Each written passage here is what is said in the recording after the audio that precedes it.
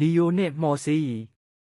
နီယိုမီးများတဖွာဖွာတောက်ပြီးမိုးမျှော်တိုက်များစွာဖြင့်ဝိုင်းရံထားသောမြို့လယ်ခေါင်ရှိမော်ဆေးဆိုင်ပြင်ဘက်တွင်နီယိုမီးများမိတ်တုပ်ဖြင့်မော်ဆေးဟူသောစာသားကိုမြင်နေရသည်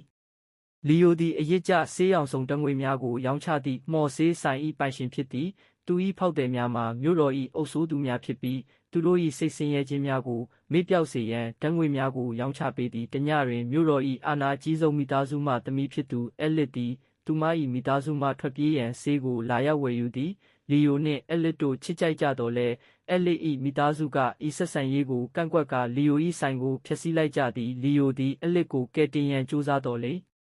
သူ၏ဆေးများသည်သူ့ကိုယ်သူကယ်တင်နိုင်ခြင်းမရှိ၏ကြောင်းနားလည်လာရသည်ဒါပေမဲ့လိမ္မာပါနှက်တဲ့လီယိုလေးကမော်ဝင်တိတ်တီစိတ်နှူရောင်မော်ဆေးရည်လေးကိုထုတ်ပေးလိုက်သည်ထိုဆေးကိုတောက်လိုက်သောသူသည်စိတ်ပျော်ရွှင်မှုကိုစွမ်းဆောင်ပေးသောဆေးဖြစ်သည်လီယိုထုတ်ပေးလိုက်သောဆေးကိုတေချာစွာစစ်ဆေးပြီးဘရင်ကြီးကမော်တောက်လိုက်လေသည်ခဏအကြာဘရင်ကြီးလည်းပျော်ရွှင်သွားလေသည်သမီးတော်ဂလိစ်ကိုဝရနှင့်သဘောတူကထိမ်းများမင်္ဂလာဆောင်ပေးလိုက်လေတော့သည်